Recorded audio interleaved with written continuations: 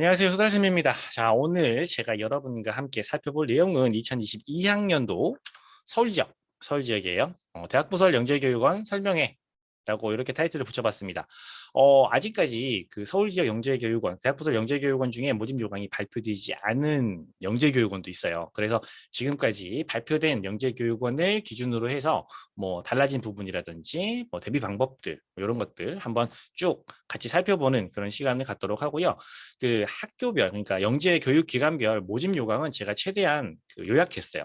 핵심적인 부분들만 요약을 했고, 관심이 있으신 분은 제가 이제 카페라든지 올려둔 모집 요강을 확인하셔도 되고, 아니면 직접 영재교육기관에 접속하셔가지고 모집 요강 확인하시면 되니까 자세히 한번 보시는 것도 추천드리고요. 뭐 지원을 하는 상황이라면 지원하고 하실 예정이고 지원을 하는 상황이라면 모집 요강을 자세히 보시는 것은 당연한 부분이니까 잘 확인하실 것이라고 믿습니다.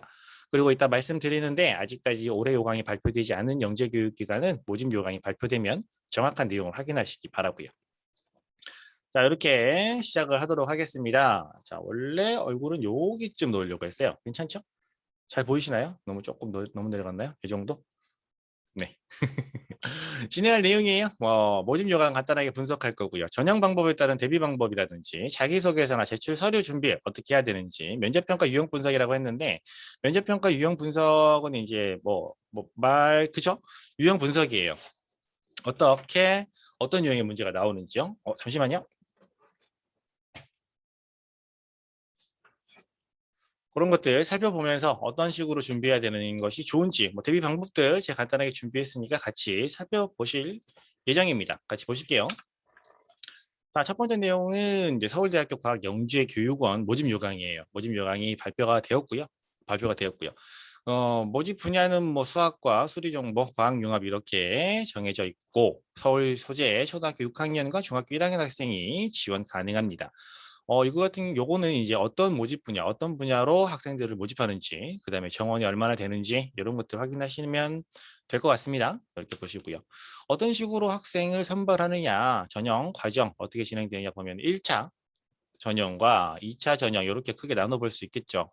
그래서 1차 전형이 진행되고 나면 이제 면접 대상자가 발표되고 그 대상자를 데리고 면접을 진행한 다음에 최종 합격자, 영재교육 대상자를 선발하게 됩니다. 1차 전형은 1.5배수 정도 선발하는데요. 이 서류 평가에 자기소개서와 산출물 이런 것들이 포함되어요. 그래서 이런 것들 잘 제출하셔가지고 면접 대상자가 되면 심층 면접을 통해서 최종 합격자가 선발이 됩니다. 심층 면접이라고 해서 예전에는 이제 심층 면접을 직접 이제 방문해서 대면 면접을 진행할 경우에 이제 지필평가를 진행하는 경우가 많이 있었거든요. 특히 서울대 같은 경우는 면접에 데리고 와서 어떤 창의적인 글쓰기 이런 거 검사들을 진행을 했었어요. 근데 작년부터는 이제 직접 대면 면접이 어려울 수도 있는 상황이기 때문에 그런 것도 없이 심층 면접으로 대면 면접으로만 진행을 하고 있습니다.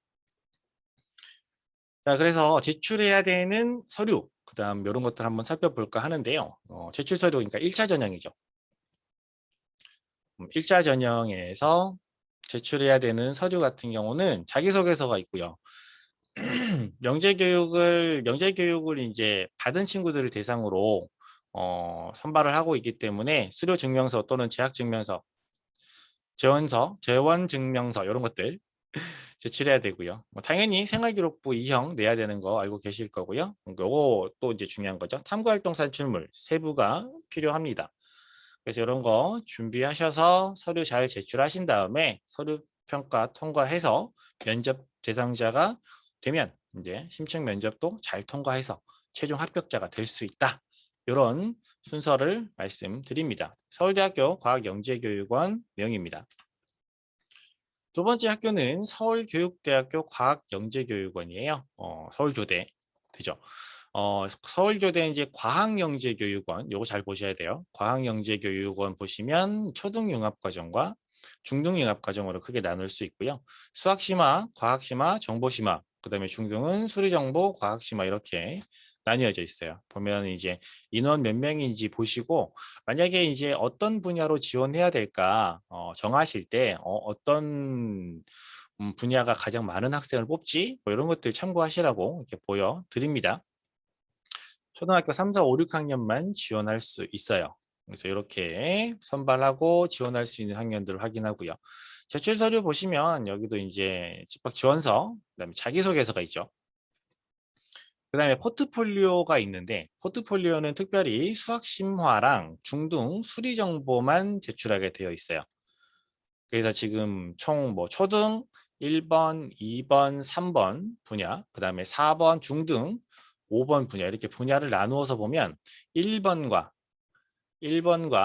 4번은 포트폴리오를 제출해서 1차 전형을 진행합니다. 얘네들은 1차 전형을 이 포트폴리오로 진행합니다.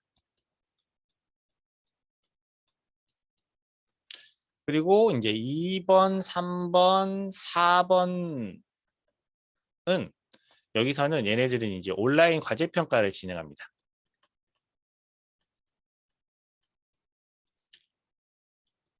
온라인 과제 평가를 진행합니다. 지난해는 전 모집 분야가 모두 다 온라인 과제 평가를 진행했었어요. 온라인 과제 평가를 진행했었는데 여러 어려움이 많았었나 봐요. 실제로 어려움이 많았죠. 지난해 혹시 서울교대 영재교육원 지원했던 친구들 계신가요? 아니면은 뭐 주변에 얘기 들어보셨나요?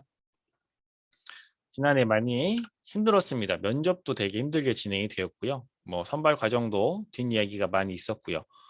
그리고 뭐 온라인으로 과제 평가를 진행해서 먼저 학생을 평가하는데 큰 의미가 없는 그런 경우도 많았어요.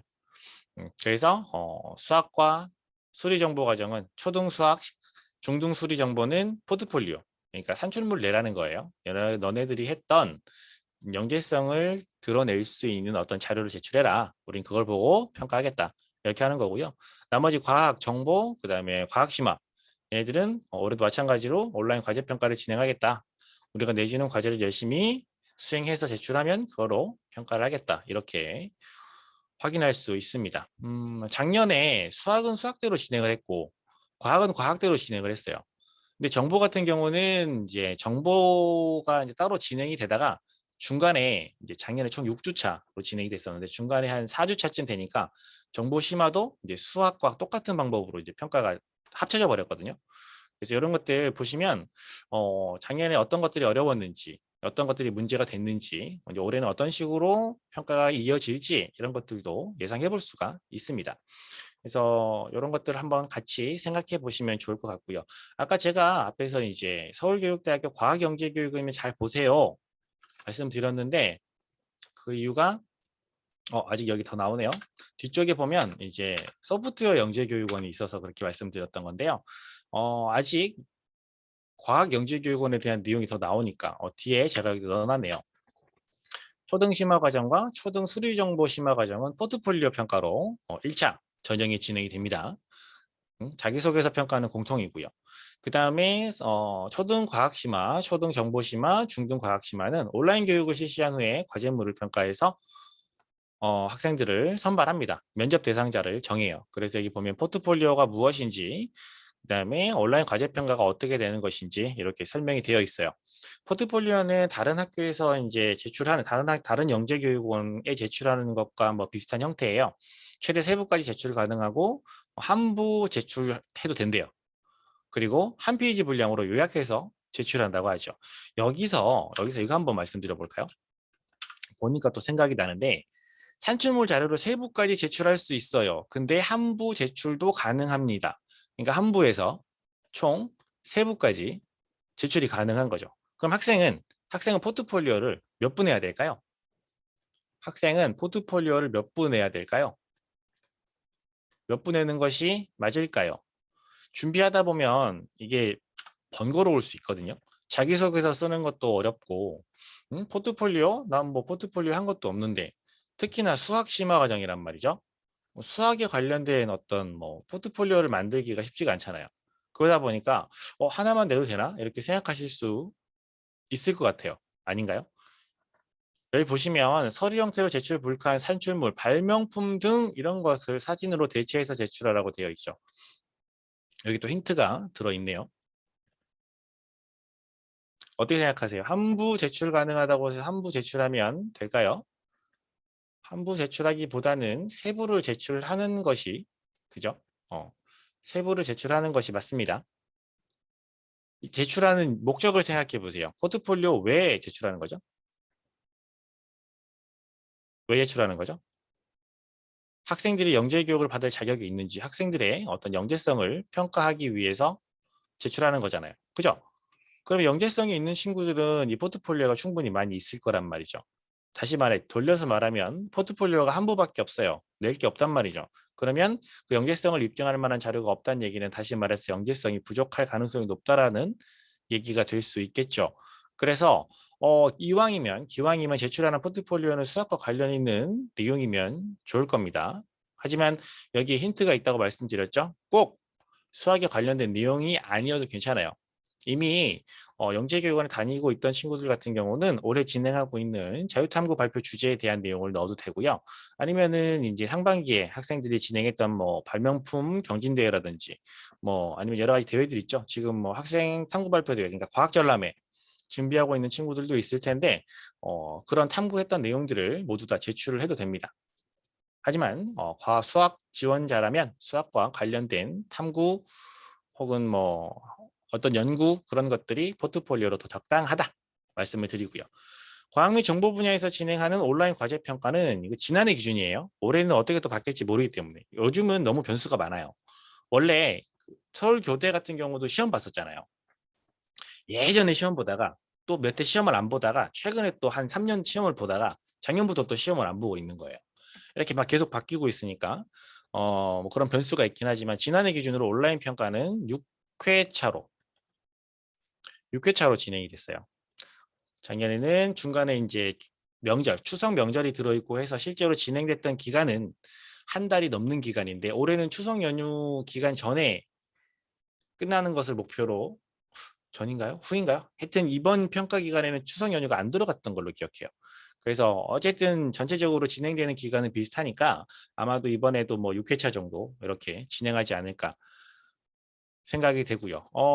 주제가 주어집니다. 강의 영상, 뭐 영상이나 참고 영상을 보내주고 그 영상에 대해서 학생들에게 어떤 문제지를 해결하도록 이렇게 만드는 경우도 있고 책을 읽고 책에 있는 내용을 요약해서 그다음 자신의 생각을 덧붙여서 어떤 내용을 정하는 그런 내용들도 있었어요. 어떤 내용인지 궁금하실 것 같아서 제가 아까 잠깐 봤는데 여기 지난해에 나왔던 문제들을 이렇게 갖고 왔거든요. 작년에 이제 요 1차시 1주차 1차시 그러니까 첫 번째 주에 첫 번째 그 과제로 온라인 과제로 나왔던 내용이에요. 그 나침반이라든지 자화라든지 뭐 이런 것들에 대한 내용을 쭉 강의하고 영상을 보고 그것을 갖고 이제 어떤 활동들을 하는 거죠. 나침반을 관찰해 보고 주변에 뭐가 있는지, 그다음에 나침반을 가지고 자기력선도 한번 그려보고 이런 것들 작년에 했던 내용들입니다. 그다음에 두 번째 내용은 여기 4주차 내용으로 기억하는데 4차시 4차시 내용으로 기억하는데 공룡 그림을 색칠해 보세요. 색칠해 보세요. 공룡 그림을 색칠하는데 이 공룡이 크기와 서식지, 발견 장소 이런 것들을 참고해서 예상해 보는 거죠.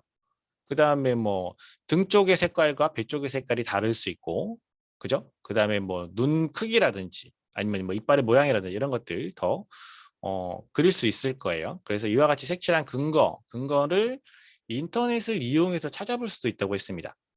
그러니까 학생들이 가지고 있는 지식을 평가하는 것이 아니라 학생들이 이런 것을 갖고 본인의 생각을 쓰고 왜 그렇게 생각했는지 그것에 대한 근거를 적는다든지 아니면 너가 모르는 내용이라면 직접 한번 찾아서 그 내용에 대해서 알아보는 이런 경험과 이런 능력을 평가하는 그런 문제들이 온라인 과제 평가로 출제되었다라는 사실을 알 수가 있죠.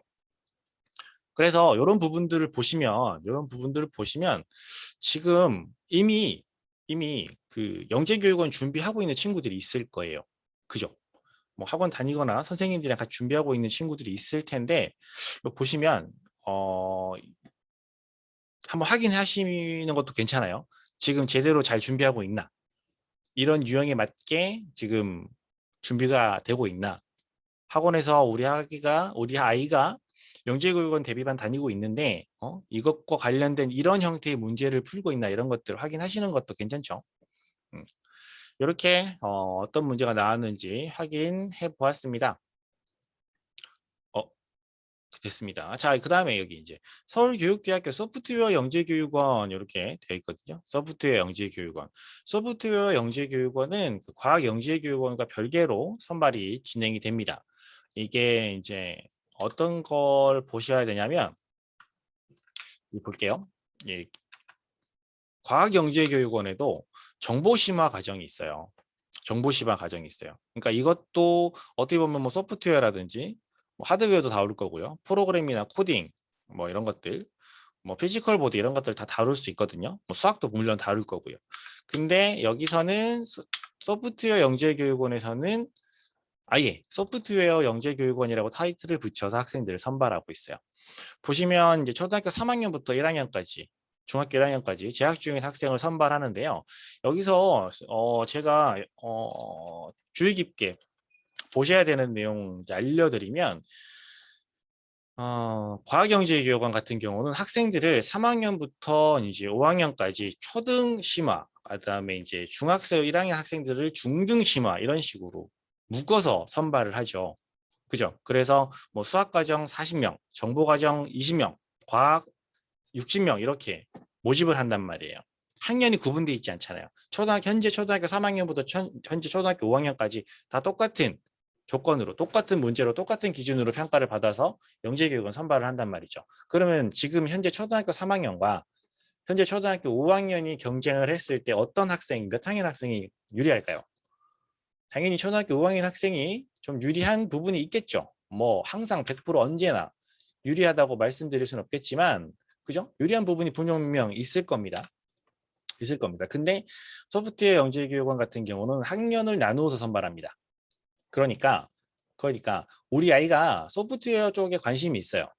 그러니까 이것도 말씀드릴게요. 조금 이따가 요 먼저 지금 또 떠오른 내용이 있어가지고 이렇게 자꾸 이렇게 많이 얘기를 하게 되면 시간이 늘어나는데 일단 말씀을 좀 드려볼게요. 우리 아이가 3학년이에요. 소프트웨어 쪽에 좀 관심이 있어요. 근데 5학년이랑 경쟁하기엔 좀 불안해요. 그죠? 그러면 과학영재교육원보다는 소프트웨어 영재교육원을 선택하는 것이 조금 더 효과적이겠죠. 유리하겠죠. 그죠? 근데 이렇게 생각할 수 있어요. 이거 소프트웨어 영재교육원이잖아요. 이거 컴퓨터 잘해야 되는 거 아닌가요?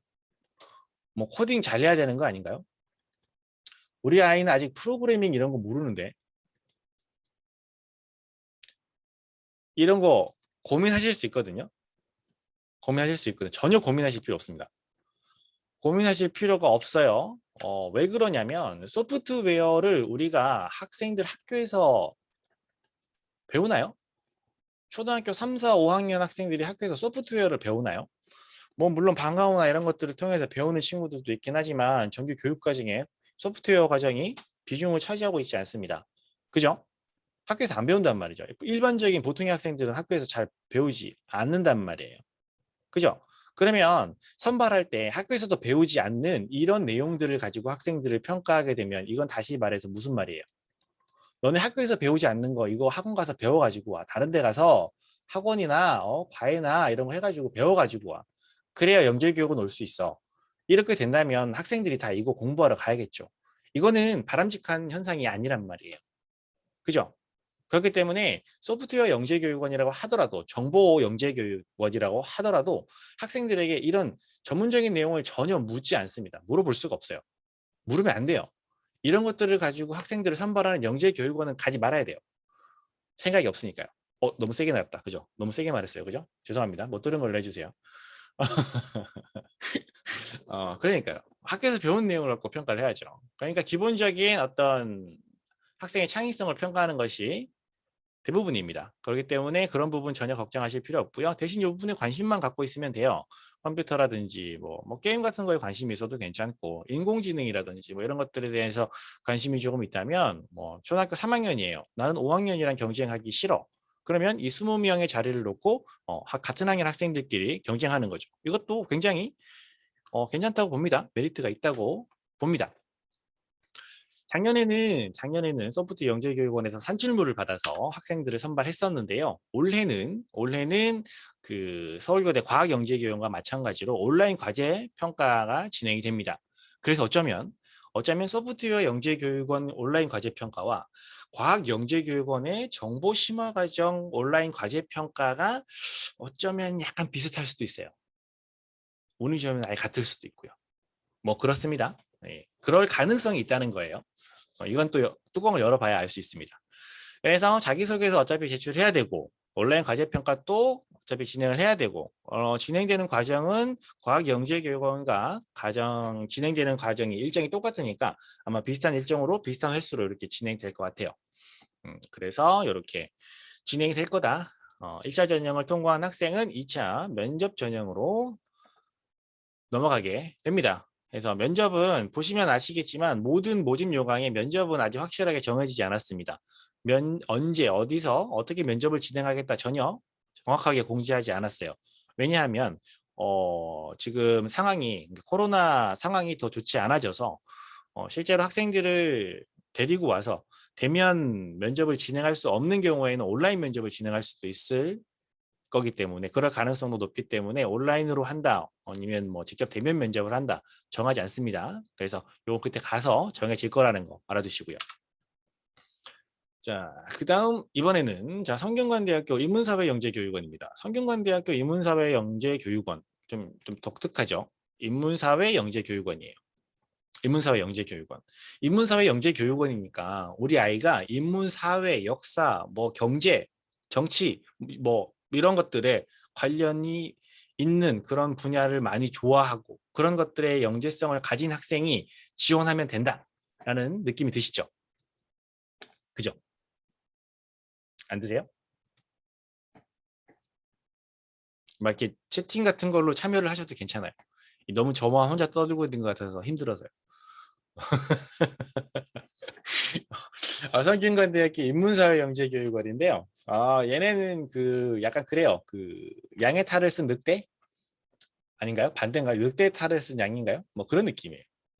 많은 인문사회영재교육원인데 하는 거 보면은 뭐 다른 과학영재교육원이랑 다를 바가 없어요. 그러니까 모집 요강에서 첫 번째 가장 메인 페이지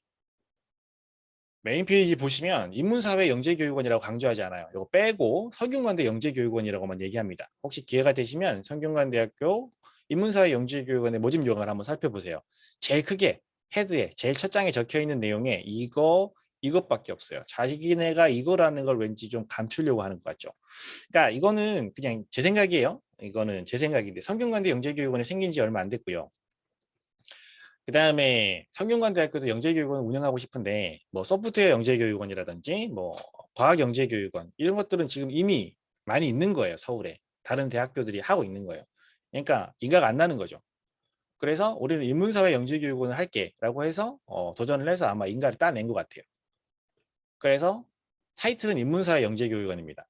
이거 방금 그 서울고대 소프트웨어 영재교육원과 똑같이 학년별로 학생들을 모집합니다. 5학년, 6학년, 중학교 1학년, 중학교 2학년 해서 뭐 분반도 이렇게 한다는 거 보니까 정확하게 저 이거 중학교 2학년인데 오타 난 것 같아요. 그죠? 얘들 모집 요강에 이렇게 오타가 있습니다. 혹시 헷갈리지 마시라고요. 말씀드리고 분반이 있으니까 얘네들도 또 어떻게 해요? 학년별로 학생들 모집한다는 거니까 우리 학생이 우리 어린이가 우리 집에 살고 있는 어린이가 초등학교 이제 4학년이에요. 4학년. 4학년이에요. 근데 초등학교 6학년이랑 경쟁하는 게 좀 버거울 것 같아. 좀 부담스러워. 그 정도는 아닌 것 같아. 좀 별론데 6학년이랑 하는 건 좀 억울해. 이런 생각이 드신다면 성균관대학교 영재교육도 괜찮죠. 학년별로 모집을 하니까요. 이렇게 생각하실 수 있고요. 그 다음에 이것 때문에 혹시 오해하실 수도 있을 것 같아서 제가 간단히 또 이제 영재교육원 홈페이지 가서 이제 가지고 왔는데 어떤 내용들을 배우는지 교육과정 구성을 살펴보면 초등학교 5학년은 미세 플라스틱, 초등학교 6학년은 신재생 에너지, 중학교 1학년은 바이오헬스, 중학교 2학년은 AI, 인공지능과 자율주행이에요. 어때요? 인문사회 영재교육원과 딱 맞죠? 그죠? 이 다 인문사회에 가는 내용이잖아요. 그래서 말씀드리는 것은 우리 아이가 인문사회 분야에 뛰어난 능력을 가지고 있고 관심이 있다고 해서 성균관대학교 영재교육원을 지원해라고 하는 건 맞지 않는다는 거예요. 아니잖아요, 이게 다. 그 다른 일반 과학 영재교육원이랑 다를 바가 없잖아요. 그러니까 뒤집어서 말하면 우리 아이가 인문사회 쪽은 관심이 없지만 과학을 좋아하고 수학을 좋아하고 컴퓨터를 좋아하고 이런 영재성을 가지고 있어요. 그러면 인문사회 영재교육원이지만 충분히 지원해도 된다는 거죠. 그죠? 그리고 여기는 또 이런 게 좋은 것 같아요. 학년별로 다른 주제를 가지고 이렇게 탐구를 한단 말이에요. 그럼 어떤 점이 좋냐면 좋다? 뭐 나쁘다? 뭐 이렇게 얘기하기 좀 그런데 어떤 거를 생각해 볼 수 있냐면 저 같은 경우 이렇게도 한번 생각해 볼 것 같아요. 초등학교 4학년 때 성균관대 영재교육원에 합격을 해서 수업을 들어요. 다음 해에도 또 들어요. 다음 해도 또 들어요. 그 다음 해도 또 들어요.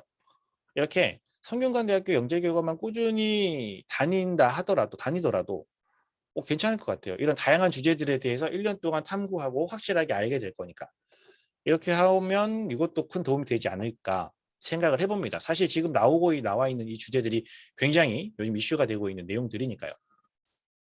그래서 보통 서울 지역 같은 경우는 뭐라 그러죠? 테크트리라 그러나요? 학생들의 이제 순서도 아니면은 순서 뭐 이렇게 학년별로 영재교육원 지원하는 그런 게 있잖아요. 저학년 때는 서울교대 다니다가 그다음에 뭐 고대 갔다가 이제 중학교 갈 때쯤 되면은 뭐 연대나 서울대 갔다가 뭐 이렇게 이제 보통 이런 순서대로 많이 가잖아요. 근데 그 중간에 뭐 성균관대로 하나의 선택지를 늘려보는 것도 괜찮을 것 같습니다. 그죠? 이렇게 해서 성균관대학교 영재교육원을 지원하실 때 주의해야 될 점, 그 다음에 어떤 정보들 알려드렸고요.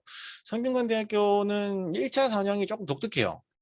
뭐냐면 1차 전형은 학생 기록물 평가라고 하는데 뭐 2차 다면 평가는 당연히 면접이겠죠.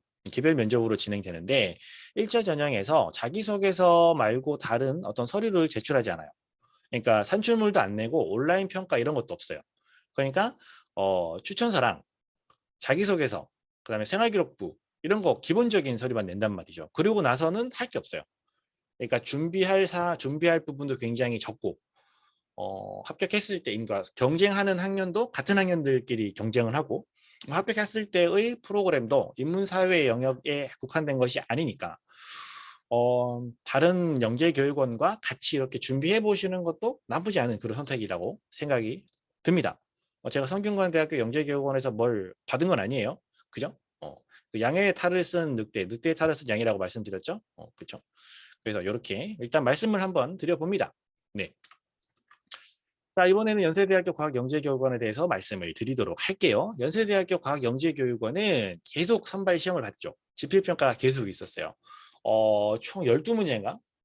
해마다 12문제 시험을 봤거든요. 공통문제 8문제, 나머지는 이제 지원 분야별 문제 이렇게 해서 시험을 봤단 말이에요. 저도 해마다 매년 기출문제 풀이를 강의를 진행하고 막 그랬었어요. 보면은 연세대학교는 뭐 창의성이나 이런 것들보다 영재성이나 이런 것들보다는 학생들의 지식 수준, 지적 수준을 평가하는 문제들이 많이 나왔거든요. 그러니까 수학 문제 같은 경우는 고등수학을 하면 유리하고요. KMO를 준비하면 더 유리하고요. 이런 식의 문제들이 잘 나왔어요. 근데 작년부터는 이제 학생들을 모아서 지필 평가를 할 수 없으니까 여기서도 이제 서류 평가와 면접 평가로만 학생들을 선발하고 있습니다. 초등학교 6학년과 중학교 1학년 학생이 지원할 수 있고요.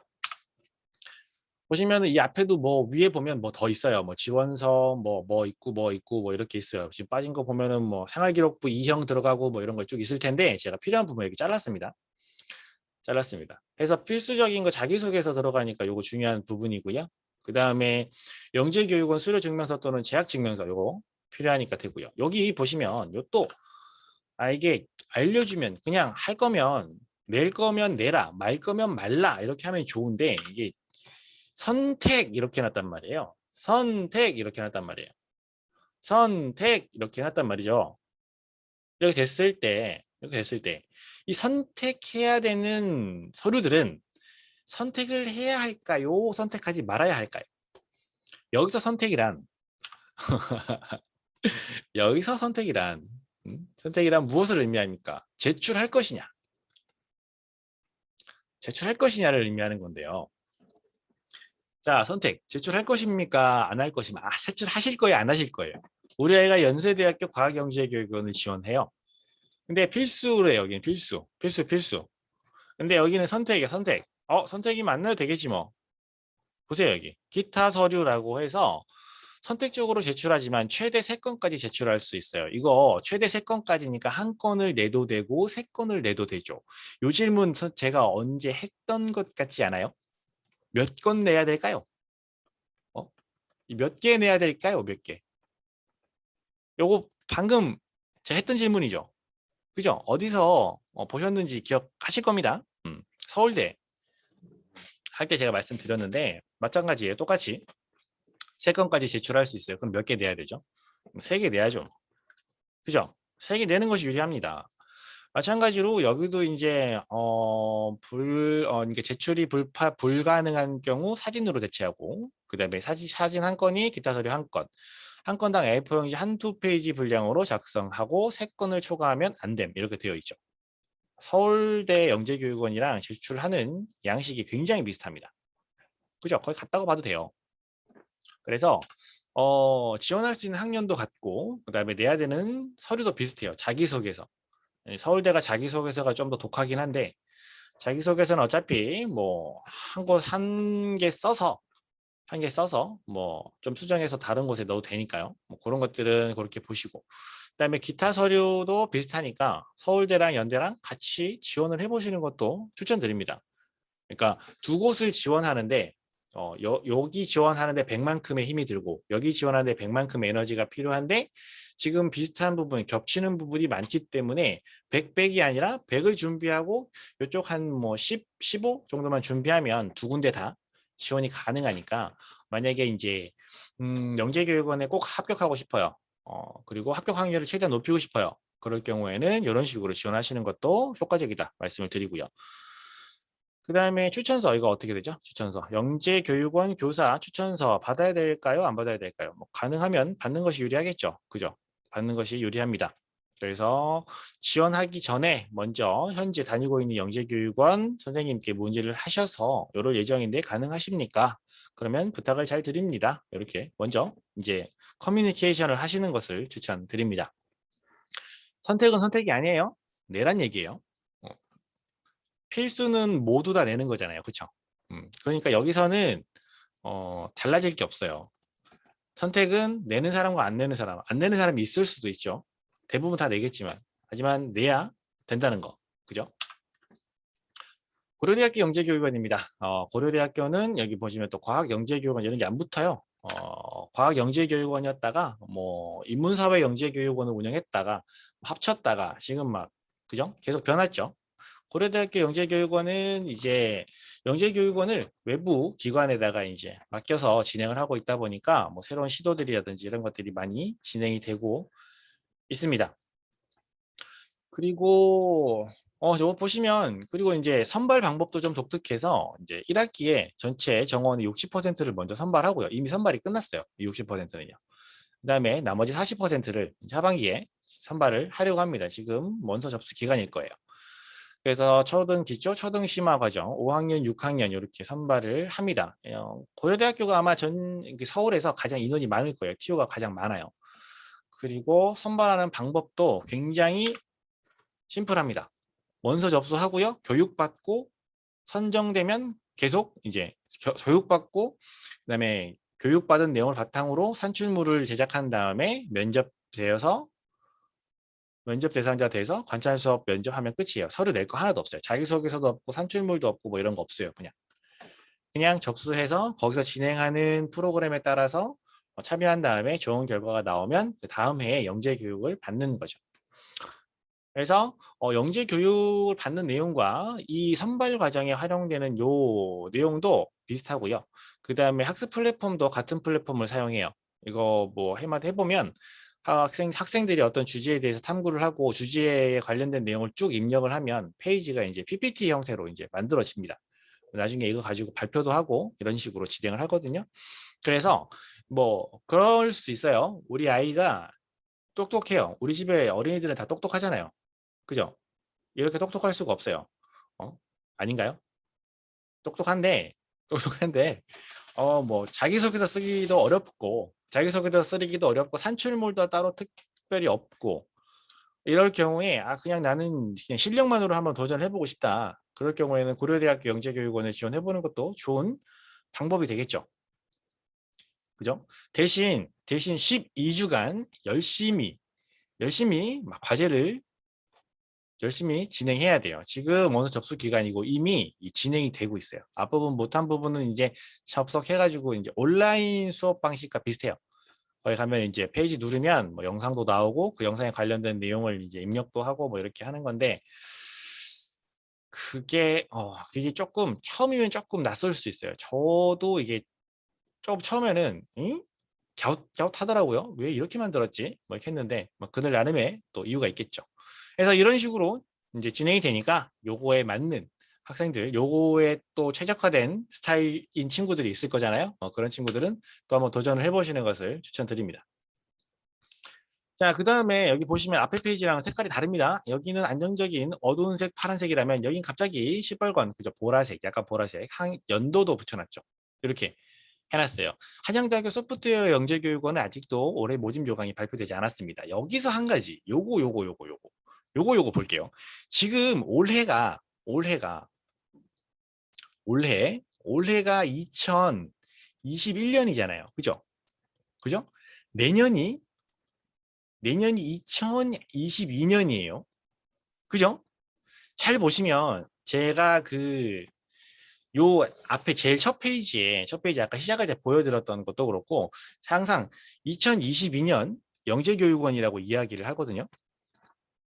이거 아시죠? 이거 별건 아닌데 이거 얘기를 안 해도 될 것 같은데 여기 꺼냈으니까 간단하게 할게요. 올해 진행되는 수능이 몇 년도 수능이죠?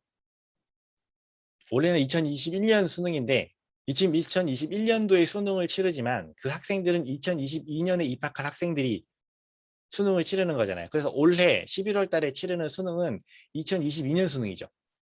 알고 계시죠? 그죠?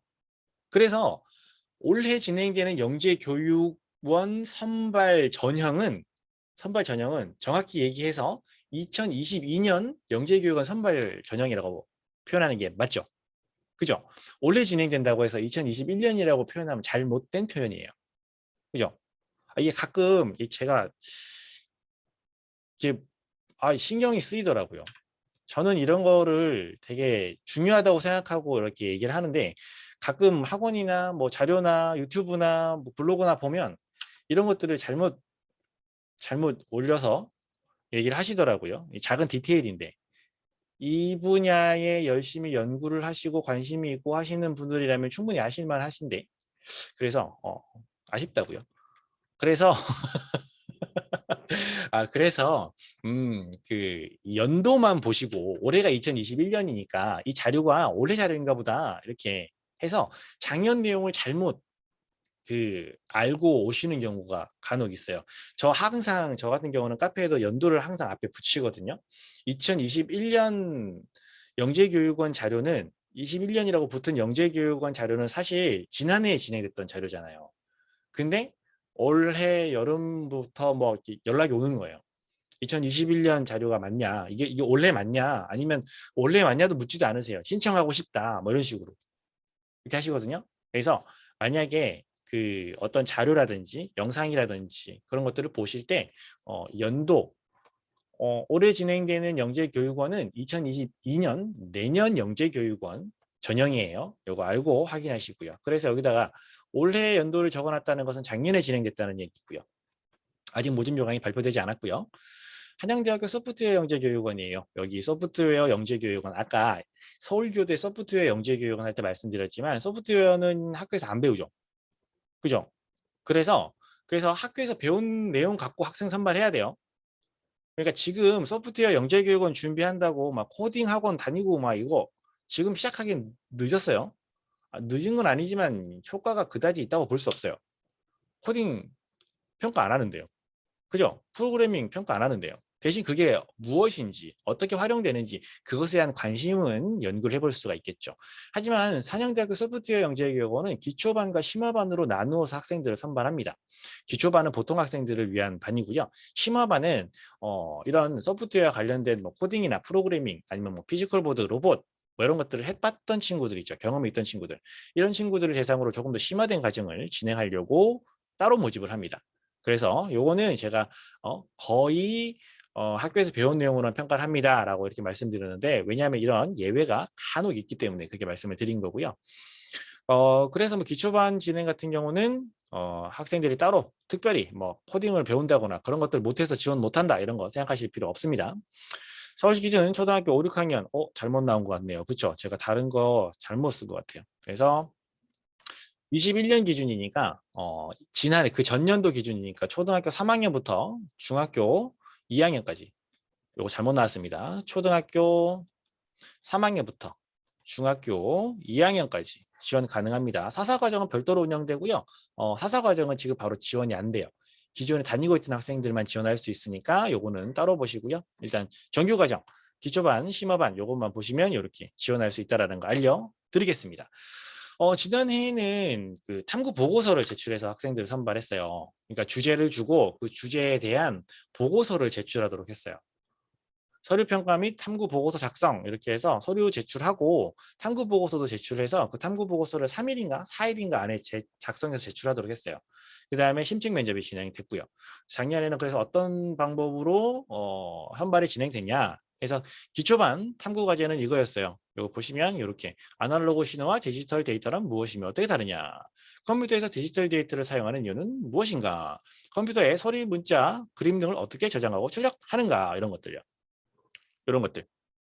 이런 것들에 관련해서 학생들이 이제 간단한 탐구 보고서 정확히 3장이었나 5장이었나 뭐 이렇게 이 정도였거든요. 그래서 뭐 작년에 저랑 같이 준비했던 친구들은 뭐 자료 구조에 대한 내용들, 뭐 유니코드 뭐 이런 것들.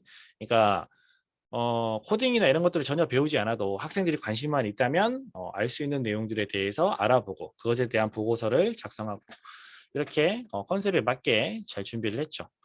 해서 다들 이제 면접까지 잘 진행을 했던 그런 뭐 기억이 있는데요. 요거 같은 경우는 그 보시면 느낌이 오시지 않나요?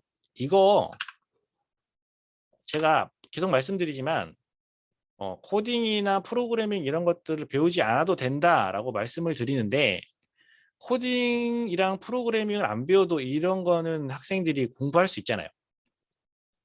공부할 수 있잖아요. 다시 말해볼까요? 돌려서 말해볼까요? 그럼 이렇게 말해볼게요. 코딩이나 프로그래밍을 열심히 컴퓨터 학원에서 배웠어요. 열심히 몇 년 동안 컴퓨터도 배우고 코딩도 배우고 자바, 파이썬, C 언어 다 배웠단 말이에요. 열심히 배우고 있단 말이에요. 열심히 배우고 있는 친구에게 이 주제를 냈어요. 그렇다고 해서 그 친구들이 이거에 대해서 나는 이 내용을 얘기해야지 하고 바로 어떤 탐구 주제가 뿅 하고 떠오르면서 보고서를 바로 쓸 수 있을까요? 아니에요. 똑같아요. 똑같단 말이죠. 그죠? 열심히 코딩 공부한 친구는 안 한 친구랑 사실 같은 조건이라는 얘기예요. 얘네들이 영재교육원에서 평가하고자 하는 내용은 너가 코딩을 했니 안 했니가 아니라 이 부분에 대해서 알고 있니 모르고 있니 대부분 모를 테니 찾아서 그럼 연구해 보렴 이런 내용이죠. 소프트웨어에 대한 내용은 학생들이 평소에 접하지 않은 부분이기 때문에 영재교육을 진행할 때 대부분 처음 진행하는 내용들일 거란 말이에요. 처음 진행하는 내용들, 처음 알려주는 내용들을 너네들이 스스로 이만큼 알아왔다는 얘기는 영재교육을 진행하면서 너네들에게 어떤 과제를 내고 교육을 했을 때 너네들이 스스로 이렇게 알아볼 수 있겠구나 라는 평가를 하겠다는 거예요. 어떤 느낌인지 아시겠어요? 되게 중요한 내용인데 너무 많이 알려드린 것 같아요. 예, 넘어가겠습니다. 너무 중요한 내용을 너무 쉽게 알려드린 것 같아요. 가천대학교도 지원할 수 있는 영재교육원 중에 하나인데요. 작년 요강이에요. 보시면 이렇게 진행이 됐다. 서류평가와 관찰평가, 그 다음에 심층면접 진행됐었는데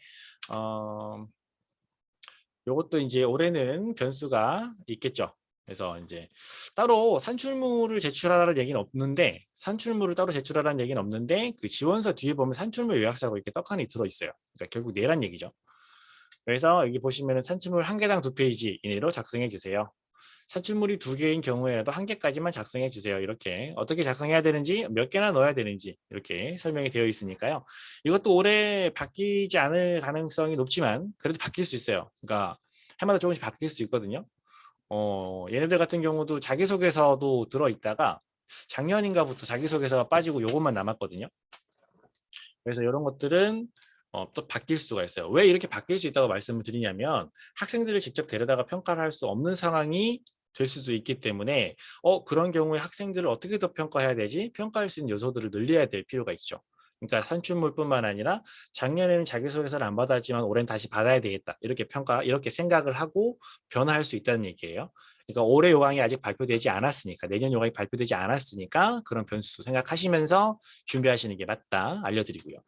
자, 그럼 자기소개서 핵심이죠, 그죠? 1차 서류 전형에 빠지지 않고 등장하는 자기소개서 양식들을 쭉 살펴볼 거예요. 대부분 그러니까 자기소개 양식이 공개되지 않았어요.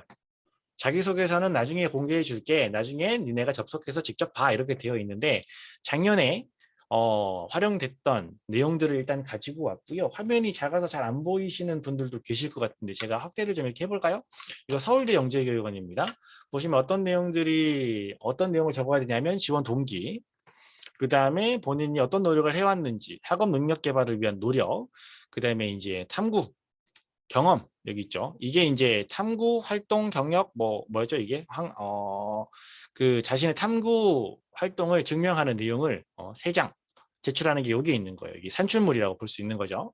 그런 다음에 여기 보시면 자신의 강점, 약점 이런 것들, 그 다음에 봉사활동이나 경험 이런 것들 내야 될 거고요. 그 다음에 6번째 해가지고 선정 도서, 자신이 읽은 도서와 그 도서가 왜 큰 영향을 주었는지 이 내용들을 적는 부분도 있습니다. 가장 영재교육원 중에서는 가장 힘들죠. 적어야 될 내용이 많아요.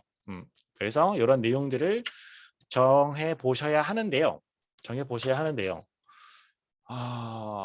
여기서 말씀드릴게요. 뒤에 가서 말씀을 드릴 수도 있을 것 같은데 여기서 먼저 한번 말씀을 드려볼게요. 자기소개서가 중요하죠. 자기소개서가 중요합니다.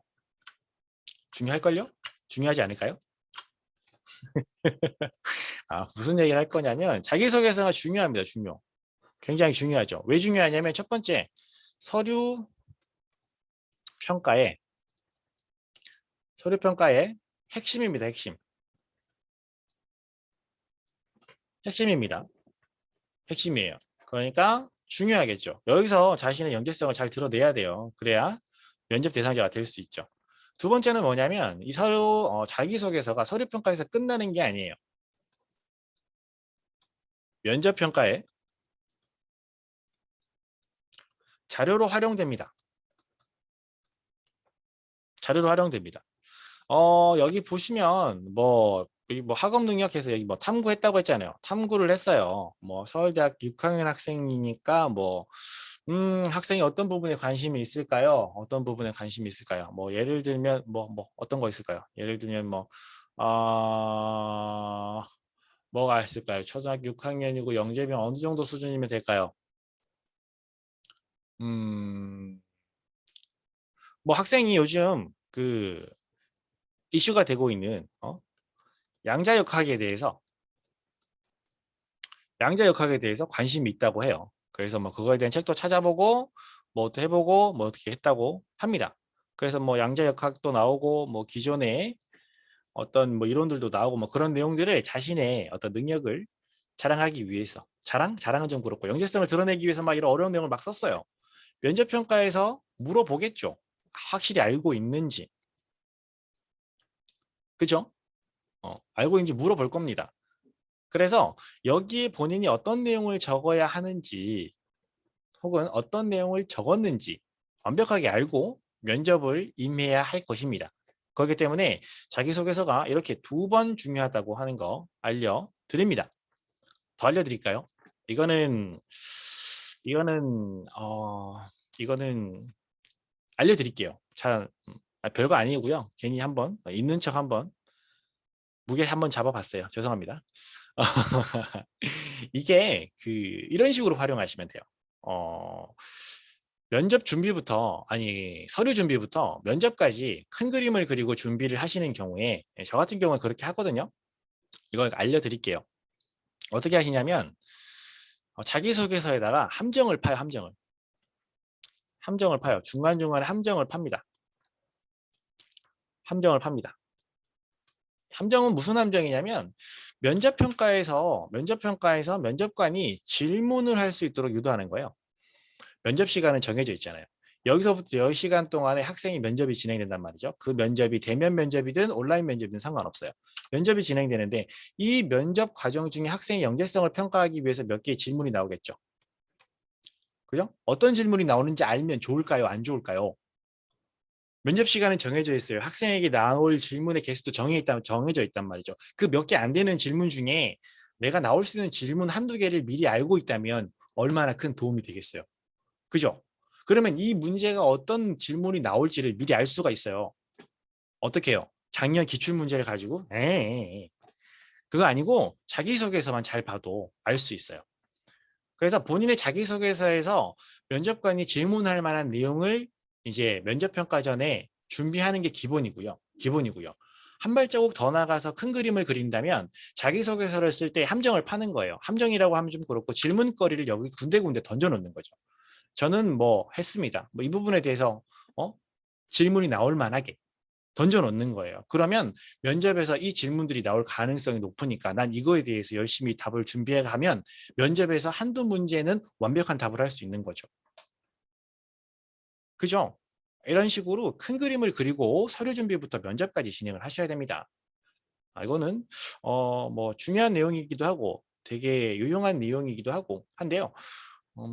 대부분 아니 다 학부모님들이실 거라고 생각하고 알려드립니다. 네. 그러니까 저 같은 경우는 이렇게 이제 진행을 하거든요. 학생들 같이 이제 준비하는 친구들에게 진행을 하니까 그렇게 하면 나중에 이제 면접 준비하기도 편하고 자기소개서 쓸 때도 이제 편하고 이런 것들이 있어요. 설교대 영재교육원 면접 아니 자기소개서 양식이죠. 같은 경우는 이제 과학영재교육원 자기소개서는 이렇게 돼 있어요. 잘 안 보이실 것 같으니까 확대 한번 해드릴게요.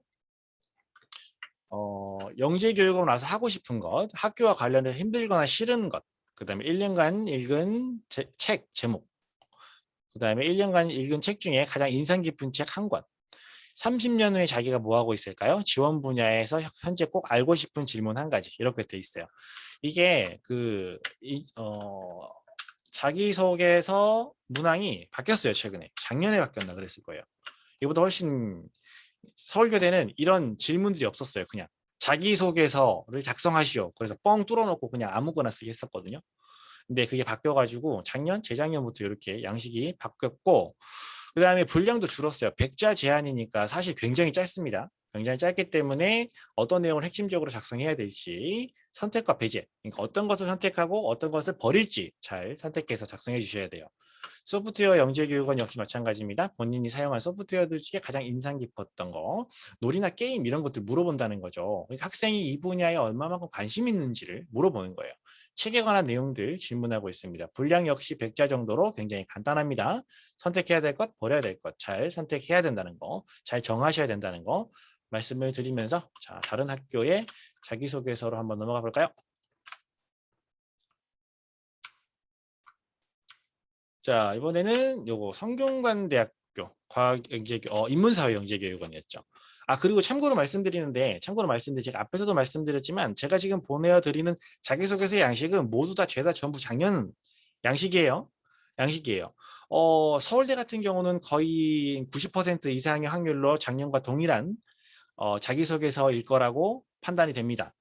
모집 요강에 그 어떤 그런 내용을 추측해 볼 수 있는 그런 내용이 있었어요. 그래서 서울대는 작년 거 제가 보여드리는 거랑 같은 양식일 가능성이 굉장히 높고요. 서울교대 같은 경우도 이제 바뀐 지 얼마 안 됐기 때문에 작년에 또 새롭게 바뀌었기 때문에 올해 또 다시 바꾸기는 조금 어렵지 않을까. 뭐 바꿀 수도 있지만 뭐 그런 것들은 한번 생각을 해보면 서울교대도 그대로일 것 같고요. 뭐 연대나 이런 데도 다 비슷하게 진행할 것 같습니다. 그래서 일단 작년 거를 보여드린다. 하지만 바뀔 가능성이 있긴 하지만 이 바뀐다 하더라도 크게 완전 새로 전혀 다른 문제, 전혀 다른 문항수 이렇게 바뀌진 않을 거예요. 그러니까 참고하시면 됩니다. 참고하시고 확인하시면 됩니다. 그래서 성균관대 같은 경우는 지원하게 된 동기스라고 되어 있고요. 그 다음에 학교나 가정에서 노력을 기울이는 주요 학업 활동스라고 하고요. 그 다음에 칭찬받았을 때가 아니고 정신적으로 성장할 수 있었던 특별한 활동 이런 것들. 그 다음에 다른 사람에게 주변 사람들에게 기여하고자 했던 활동 이런 것들 쓰라고 합니다. 그죠? 동기, 그 다음에 뭐 주요 했던 활동들, 그 다음에 어떤 특별한 활동, 또 뭐 관심이나 아니면 자기에게 특별한 어떤 터닝 포인트가 됐던 그런 뭐 사건이라든지 책이라든지 아니면 뭐 선생님이라든지 뭐 이런 것들도 있을 수 있겠죠. 이런 것들 적어주시면 되겠습니다. 그다음에 화면이 자꾸 멈추네요. 네, 이번에 자기소개서 연세대입니다. 연세대 같은 경우는 자신의 능력, 그다음에 강점과 약점에 대해서 말해보시오. 그다음에 수학 또는 과학적인 문제, 현재 관심을 가지고 있는 문제, 앞으로 해보고 싶은 일, 뭐 장래 희망이라든지 앞으로 계획에 대해서 물어보고 있습니다. 이 정도 자기소개서가 필요하다라고 하는 거 양식 한번 보여드렸고요. 한양대 영재교육 지원한 동기, 그다음에 잘하는 거 못하는 거, 그다음에 경험, 그다음에 하고 싶은 일, 해결해보고 싶은 일, 자기소개서 같은 경우도 쭉 이렇게 나열해 놓고 보니까 이 겹치는 문제들이 있는 거 혹시 보이셨어요? 겹치는 문제가 있는 거 혹시 보이세요? 비슷비슷한 내용을 묻고 있죠. 그죠? 이거는 그럴 수밖에 없어요. 여기만 그런 게 아니고 전국 모든 영재교육원 자기소개서를 보면 꼭 나오는 문제들이 있어요. 그러니까 그런 문제들이 학생의 영재성을 평가하는 것이다. 그렇다면 그 질문들이 학생들이 무엇을 평가하려고 하는 것이냐, 이런 것들을 알고 내용을 작성하시는 것이 좋겠죠. 그죠? 뭐 동기라든지 이제 약 장점이나 단점, 그 다음에 본인이 했던 경험이나 아니면 최근에 했던 탐구 중에 기억에 남는 거, 앞으로 하고 싶은 거, 장래 희망, 뭐 다른 사람에 대한 배려, 이런 것들을 자기소개서의 주요 질문이라고 볼 수 있을 겁니다. 그래서 여러 개의 영재교육원, 그러니까 두 곳 이상의 영재교육원을 지원하실 때 자기소개서가 너무 부담된다라고 생각하실 수 있지만, 사실 비슷한 문항들이 있기 때문에 그 문항들에 대해서 잘 활용을 하시면 될 것 같고요. 그 다음에 요거 한번 살펴볼게요. 자기소개서 있죠, 자기소개서. 자기소개서. 지금 자기소개서를 보고 있으니까요. 요것도 말씀드릴게요. 자기소개서가 과거에는 온라인으로 제출되는 경우보다 우편으로 제출되는 경우가 더 많았어요. 그죠? 그랬기 때문에 우편으로 제출할 경우에는 컴퓨터로 작성해서 출력하는 경우가 있었고, 수기로 손으로 작성해서 제출하는 경우가 있었죠. 이렇게 제출했을 경우에 제출된 자기소개서가 디지털화가 안 되죠. 그러니까 컴퓨터가 읽을 수 있는 형태가 아니란 말이죠. 그죠? 근데 최근에는 온라인으로 100%, 거의 대부분 온라인으로 작성해서 입력하도록 되어 있죠. 그죠? 그러니까 시스템 접속해서 우리가 직접 자판을 눌러서 입력한단 말이에요. 그죠? 자기소개서의 내용이 데이터화 되는 거예요. 이게 무슨 의미가 있냐면 입력된 내용이 있으니까 간단한 프로그램으로 중복 검사를 할 수 있어요. 혹은 표절 검사를 할 수가 있어요. 그죠? 예전에는 손으로 쓴 것도 있고 컴퓨터로 써 출력해서 제출하다 보니까 그걸 하나씩 중복되는 게 있는지, 다른 사람과 겹치는 게 있는지 눈으로 읽어보지 않고는 알 수가 없었어요. 지난해 거, 지지난해 거와 같은 게 있는지 알 수가 없었단 말이죠. 하지만 이제 입력되기 때문에 이런 것들을 표절 내용을 확인할 수 있게 되었어요. 그죠? 요거 큰 변화죠. 어떻게 하셔야 돼요? 작년에 지원했어요. 떨어졌어요. 올해 뭐 똑같이 내면 되지 뭐. 똑같이 내요. 그러면 걸릴 수 있어요. 내 거에 내가 걸릴 수 있단 말이죠. 그죠? 그리고 뭐 자기소개서 같은 경우에 첨삭을 받으시는 경우 있어요. 뭐 학원 같은 데서 진행할 때 이런 내용을 모르고 지도하시는 선생님들께서 뭐 작년에, 재작년에 다른 친구, 다른 학교 이런 것들이랑 겹쳐지는 내용을 쓰거나 이제 뭐 혹시 잘못 실수로 그렇게 되는 경우에 의도치 않게 뭐 여기에 문제가 되는 경우도 있습니다. 너 표절이야 이렇게 얘기를 하진 않지만 서류에서 떨어지죠, 그냥. 그러니까 이런 부분들을 잘 확인하셔야 됩니다. 자기소개서의 변화, 자기소개 작성 방법의 변화에 따른 이런 내용들을 확인해 봤는데요. 어떠세요? 이제 쭉 모집 요강이랑 쭉 살펴보았고요. 자기소개서도 쭉 살펴봤어요. 어떠셨어요? 많이 도움이 되셨나요? 어떻게 선발이 될지, 어떻게 변화가 되는지, 어떤 내용으로 평가가 되는지 이런 것들. 어, 별로 도움이 안 되셨나 봐요. 그죠? 채팅창에 아무런 얘기 없으신데요? 아, 정말요? 정리가 되세요? 큰 그림을 그려보실 수 있었어요? 아, 좋습니다. 좋은 말씀 좋아요. 이제 1시간 진행했으니까요. 이제 힘드시기도 하실 거고 도움이 많이 되셨어요. 진짜요? 좋습니다. 감사합니다. 이렇게 도움이 되셨다고 말씀해 주시니까 저도 아주 기분이 좋습니다.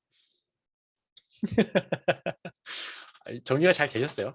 정리가 잘 안 되셨어야 되는데. 네, 정리가 잘 안 되셨어야 돼요. 저희가 정리가 잘 안 되셨을 걸 생각하고 이 정리를 뒤에 또 해놨거든요. 이렇게. 어, 제가 정리가 잘 안 되셨을 것 같아서 정리를 또 해놨거든요. 이렇게. 지금까지 이렇게 듣고 정리를 잘 하셨다. 정리가 잘 되셨다. 라는 거는 어머님들의 그 어떤 능력이 뛰어나신 거예요. 좋습니다. 제가 정리를 좀 해드릴게요. 정리해드리면 이건 제가 해마다 해서 보내드리는 건데 지원 학년에 대한 내용이에요. 그렇잖아요. 우리 아이가 학년이 몇 학년이다, 뭐 4학년인데 지원할 수 있는 영재교육원이 어디가 있나 이런 것들 궁금하실 수 있어요. 그리고 우리 아이가 아직 초등학교 3학년이 안 됐어요. 초등학교 2학년이에요. 그러면 내년에 어떤 영재교육원 생각하고 준비해야 되지? 이런 것들 궁금하실 수 있습니다. 그쵸? 유익하다 이거 진짜. 이 정도까지 준비해 주다니 괜찮다. 그죠?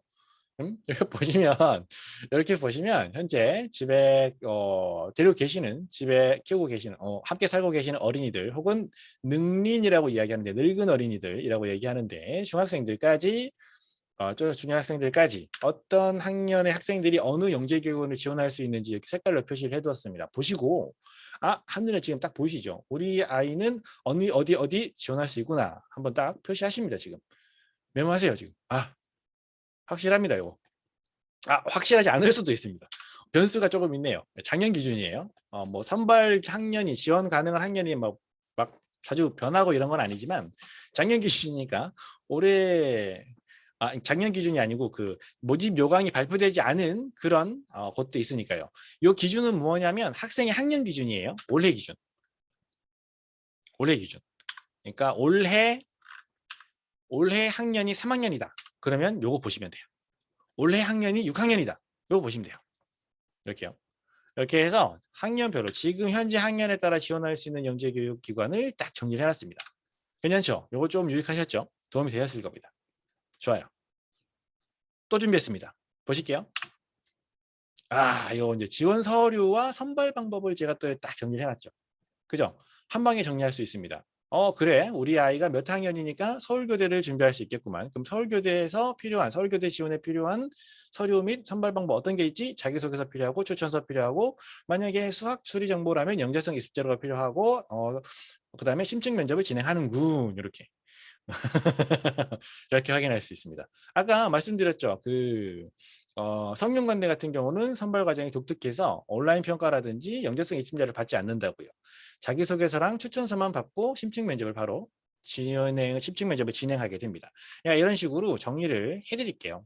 보시면 한눈에 알 수 있잖아요. 그래서 만약에 올해 우리 아이가 6학년이에요. 예를 들면 아까 6학년 학생이 있었거든요. 6학년이에요. 서울대 지원하려고 해요. 연대도 지원하려고 해요. 좋아. 성균관대도 같이 지원해보자. 그러면 자기소개서 이렇게 괜찮아. 돌려막기 하면 되겠군. 추천서 뭐 3개 써달라고 하면 되지 뭐. 영재성 입증자료는 서울대랑 연세대가 겹쳐지는군. 이렇게 학교별로 전체적으로 크게 놓고 지원할 수 있는 이런 방법들을 심층 면접 같이 준비하면 되겠군. 이렇게 확인하시면 될 겁니다. 색칠된 부분이 필요한 서류들 혹은 평가 방법 되니까요. 이렇게 확인하시면 되겠습니다. 네, 이런 거 좀 알려드리고 싶었어요. 다시 말씀드리지만 한영대, 가천대는 아직 모집 요강이 확정된 게 아니기 때문에 변수가 있을 수도 있습니다. 근데 큰 변화는 없을 거라고 예상이 되고요. 네, 그렇습니다. 또 볼까요? 자, 이제 진짜 정리예요. 진짜 정리. 진짜 정리예요. 자, 선발 방법에 변화가 있었어요. 선발 방법의 변화. 최근 들어서, 그러니까 작년 말고요. 재작년. 지금부터 2년 전. 지필평가에 지필평가가 진행되는 정도가 그러니까 영재교육기관마다 지필평가를 많이들 진행하려고 지필평가의 비중이 늘고 있었어요. 자꾸 진행을 하더라고요. 시험을 계속 보더라고요. 시험을 안 보던 학교도 시험을 보기 시작하더라고요. 그랬는데 작년에 피치 못할 사정으로 인해서 기필평가가 진행되지 않았죠.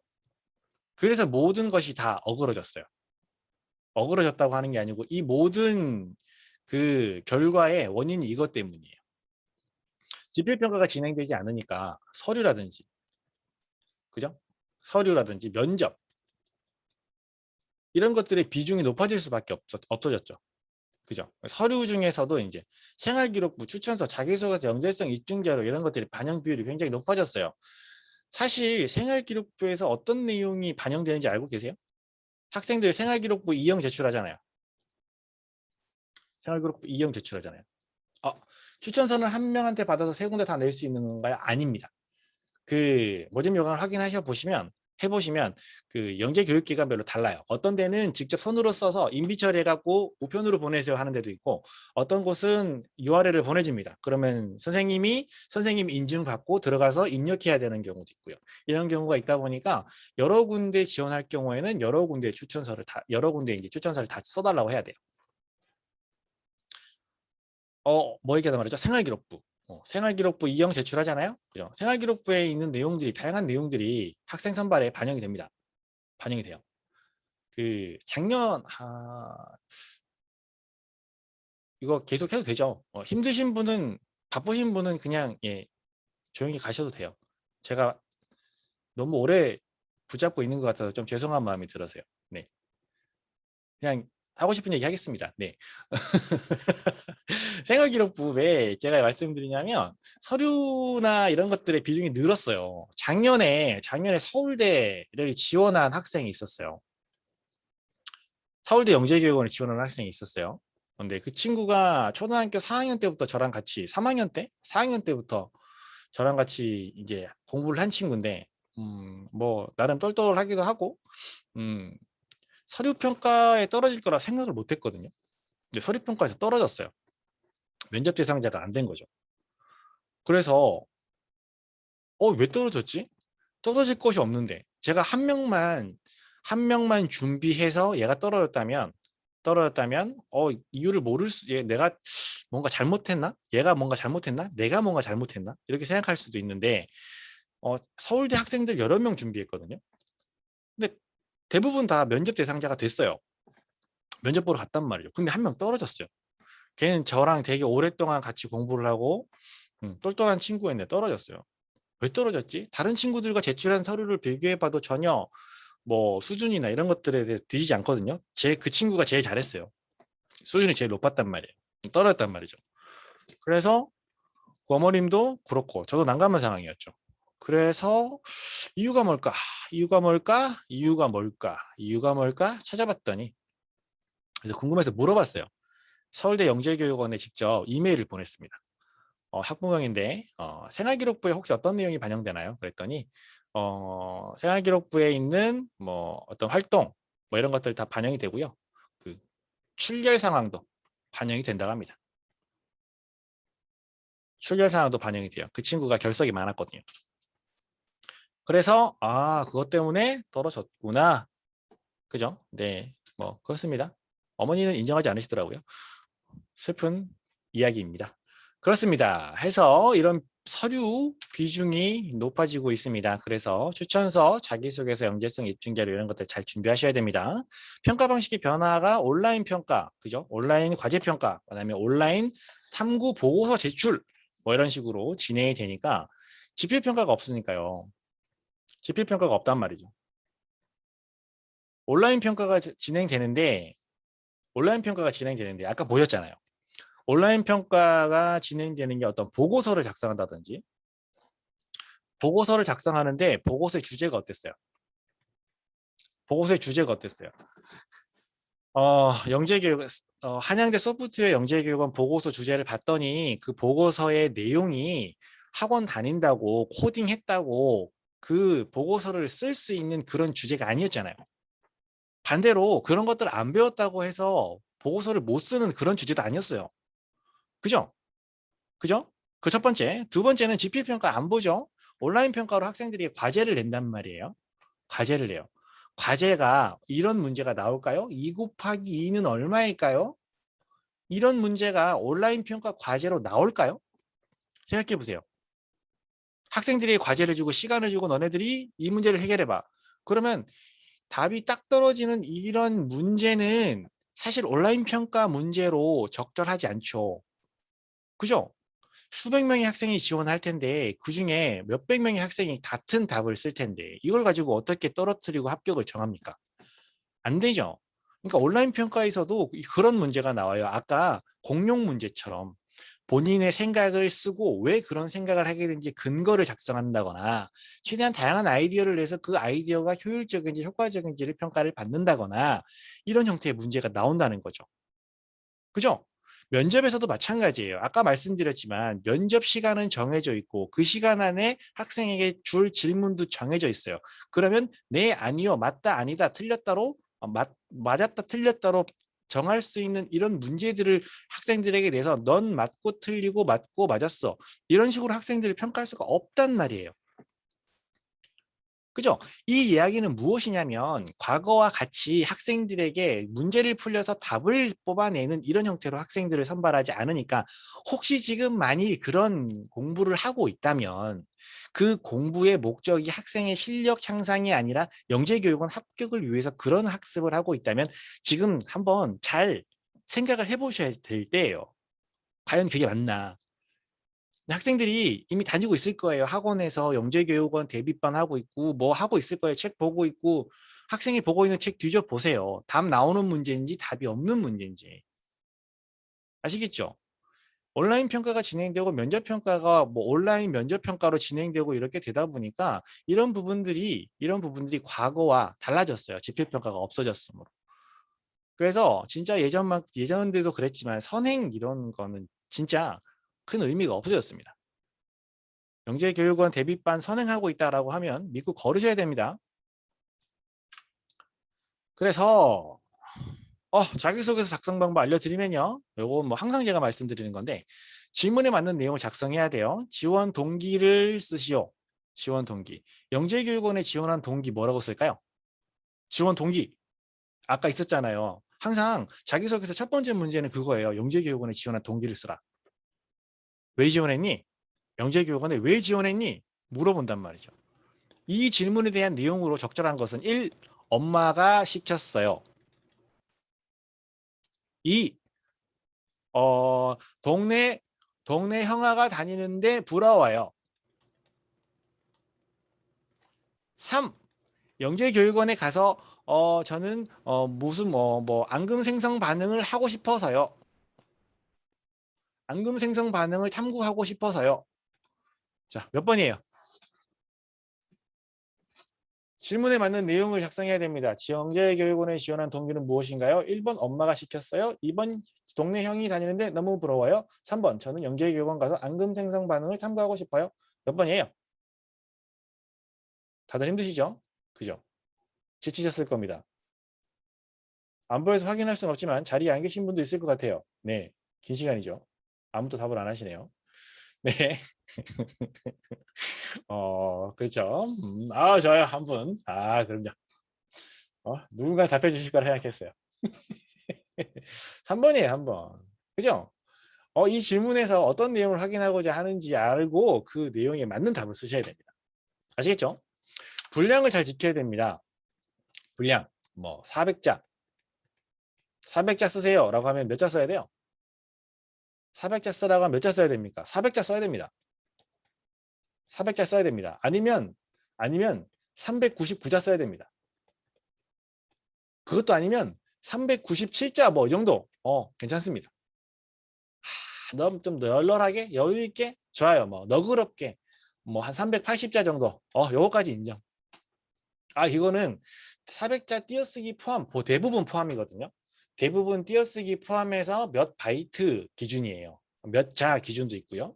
이건 이제 그 모집 요강이나 자기소개서 작성하는 그 방법이 따로 공지가 되니까 그게 보시면 되는데 가끔 보면 자기소개서 띄어쓰기 빼고 400자 이렇게 하는 데도 있어요.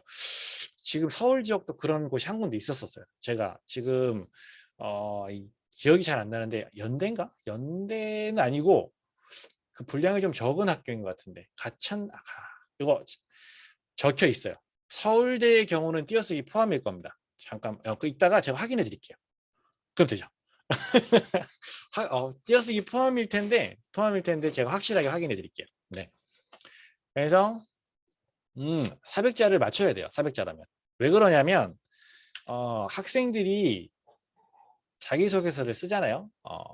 이거를 저는 이렇게 자주 말씀을 드리는데 학생을 선발하는 선생님의 입장에서 생각을 해보라고 해요. 학생을 선발하는 선생님의 입장에서 생각을 해보면 자 볼게요. 이렇게 나눠볼게요. 학생이 2명이 있는데 영재교육원에 꼭 가고 싶어요. 저는 영재교육원에 꼭 가고 싶어요. 가고 싶어요 라는 학생이 있고 1번이에요. 2번 뭐 가면 좋죠. 이런 학생이 있어요. 두 친구의 실력이 완벽하게 같다고 할 때 선발하는 이 선생님의 입장에서 1번을 선발하고 싶으실 것 같아요? 2번을 선발할 것 같아요? 어떤 학생 선발하고 싶으세요? 한번 보죠. 몇 분이나 대답을 해 주시는지 보겠습니다. 자, 여러분께서 학생들을 선발하는 선발 선생님이에요. 선발 과정을 운영하고 있는 선생님이에요. 실력이 완벽하게 똑같다면 저는 영재교육원에 꼭 가고 싶어요 라는 학생이 있고 가면 좋죠라고 하는 학생이 있었을 때 어떤 학생을 뽑고 싶으세요? 당연히 1번이죠. 그죠? 꼭 가고 싶어요. 이런 학생을 뽑고 싶잖아요. 그죠? 이런 학생 뽑고 싶단 말이에요. 그렇다면 꼭 가고 싶다라는 그런 의지를 어떻게 표현합니까? 어떻게 표현합니까? 자기소개서에 저는 꼭 가고 싶습니다. 이렇게 적으면 그게 의지가 표현됩니까? 꼭 가고 싶습니다. 이렇게 쓰는 게 어떤 표현이 되는 건가요? 사실 이거는 쓰면 안 되는 말이에요. 수상 경력이랑 똑같은 거예요, 이거. 의미 없는 말이에요. 이거 안 쓰고 다른 말 쓰는 게 이득이에요. 다 가고 싶으니까 지원을 했죠. 그러면 내가 이 영재교육원에 꼭 가고 싶다라는 의지를 어떻게 보이냐면 이런 데서 보이는 거예요. 글자 수까지 열심히 맞추려고 하는 너의 노력이 영재교육원을 꼭 가고 싶은 의지로 반영되는 거죠. 그죠? 그렇습니다. 그래서 분량이 너무 적거나 분량을 정해놨는데 예를 들어서 이제 GED라고 하는 시스템에 들어가서 자기 보고서를 입력하는데 100자 쓰세요라고 하는데 쓰다 보니까 100자가 넘은 것 같은데 계속 써지거든요.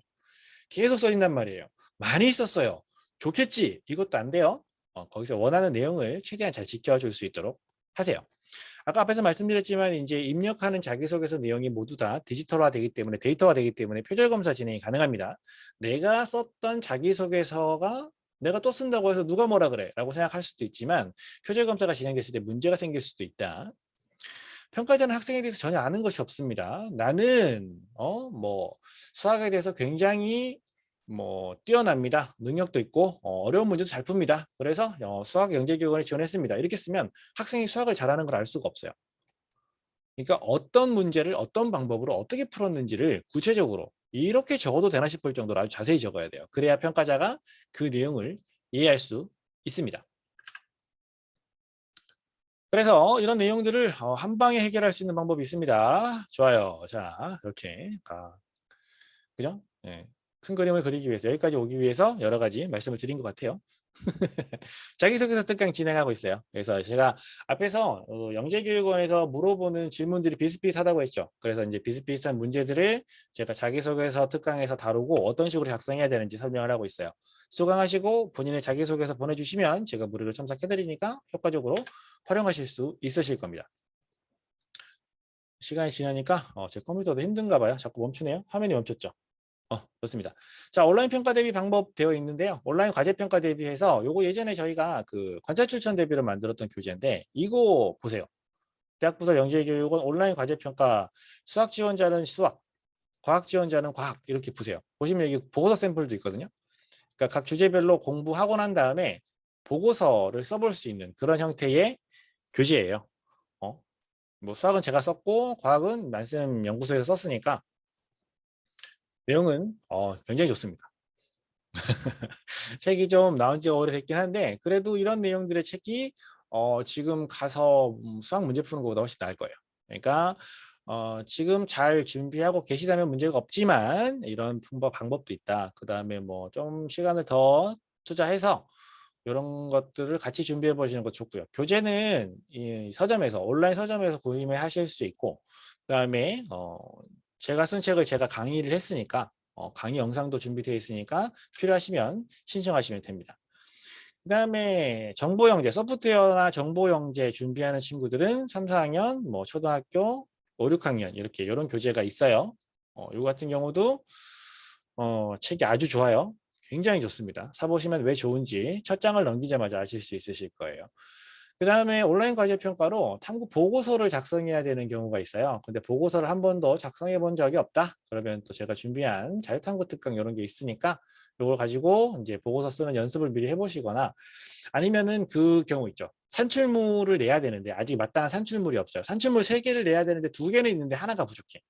그래서 어떤 탐구를 진행할지 탐구 주제를 좀 찾고 싶다. 뭐 그런 거 참고를 하시려면 요 교재와 강의를 신청하시면 도움이 되실 겁니다. 아까 말씀드렸지만 온라인 평가나 심층 면접에서 학생들에게 답이 딱 떨어지는 그런 예전과 같은 지필평가와 같은 그런 문제는 안 나올 거라고 말씀드렸어요. 학생들에게 다양한 의견을 묻고 그 의견에 대한 자신의 주장에 대한 근거 이런 것들을 이야기하고 그 다음에 학생들에게 최근 이슈가 되는 그런 내용들을 물어봄으로써 정말 과학적인 내용들, 수학적인 내용들 이런 부분에 관심이 있는지도 요즘 많이 평가를 하고 있으니까요. 그런 것들을 함께 준비할 수 있겠죠. 온라인 평가 대비도 당연히 될 거고요. 심층 면접에서 이런 문제들이 잘 나와요. 뭐 인공지능이나 뭐 미세먼지 이런 것들은 단골 주제죠. 미세 플라스틱 같은 경우도요. 아까 앞에서 성균관대에서 어떤 교육을 하는지 봤을 때 거기에 있는 내용들이 지금 여기 다 들어있어요. 그죠?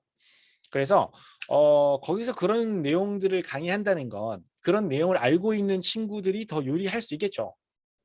정확히 그 문제를 묻지 않더라도 관심이 있는지 확인할 수도 있으니까 이런 최근에 다양한 이슈가 되고 있는 내용들을 수업 강의로 묶어서 교재와 함께 진행하고 있으니까 이것도 괜찮고요. 또 올해 작년 뭐 코로나를 빼놓고 얘기할 수 없으니까 코로나에 관련된 특강도 진행된 게 있으니까 참고하실 수 있으실 겁니다. 심층 면접 대비 방법은 심층 면접 기출문제풀이라고 해서 면접을 자주 진행하지 않으니까 면접을 어떻게 진행하는지 학생들이 면접 진행하는 방법 평가를 잘 받기 위해서 어떻게 해야 되는지 뭐 이런 것들 설명하는 내용부터 해서 나왔던 문제들 쭉 풀이하고 어떤 문제가 무엇을 확인하기 위한 것인지를 잘 설명을 해요. 그래서 이런 거는 이제 영상을 이미 만들어 놨기 때문에 영상과 교재를 한 번에 파일로 보내드리고요. 그 다음에 이제 온라인 평가 진행되고 그 다음에 온라인으로 면접을 진행한다거나 이렇게 됐을 때 면접의 비중이 높아지니까 학생들에게 더 많은 내용들을 질문할 수도 있고 질문 내용 중에 자기소개서에 있는 내용이 면접 내용으로 되게 잘 나온다고 말씀드렸죠. 그래서 어떤 하나의 틀을 가지고 학생들에게 면접 강의를 하기가 어려운 경우도 있어요. 그러니까 어느 정도 면접이 무엇이다라고 이제 준비가 됐다면 개별적으로 이제 준비를 해야 되는 경우가 생기거든요. 내 자기소개서에서 나올 만한 질문은 무엇인지 이런 것들 저랑 같이 준비할 수 있는 그런 온라인 모의 면접이 준비되어 있으니까요. 이것도 참고하시면 되고요. 그다음에 서울대학교 영재교육원 입시 컨설팅 아까 말씀드렸죠. 자기소개서 작성부터 면접까지 큰 그림을 그리고 준비를 해야 된다고 말씀드렸어요. 서울대학교, 서울교대 입시 컨설팅 프로그램이 준비되어 있고 연대, 고대 다 준비되어 있어요. 그다음에 다른 그 학교들은 아직 모집 요강이 완벽하게 안 나왔기 때문에 지금 제가 공지를 하지는 못하고 어떤 영재교육원이든 다 컨설팅 프로그램을 진행하고 있으니까 궁금하신 내용을 그냥 물어보셔도 돼요.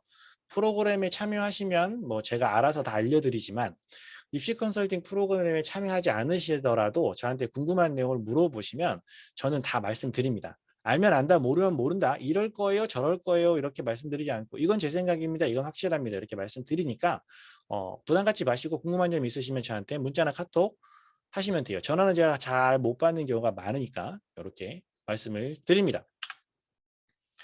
자, 그래서 이렇게 마무리하도록 하겠습니다. 뭐 여러 가지 정보를 드리려고 했는데요. 짧은 시간 안에 많은 내용을 드리려고 하다 보니까 제가 놓친 부분도 있고 뭐 좀 아쉬운 부분이 있을 수 있어요. 궁금하신 부분은 따로 이제 질문하시면 되고요. 제가 준비한 설명에는 여기까지 진행하도록 하겠습니다. 네, 감사합니다.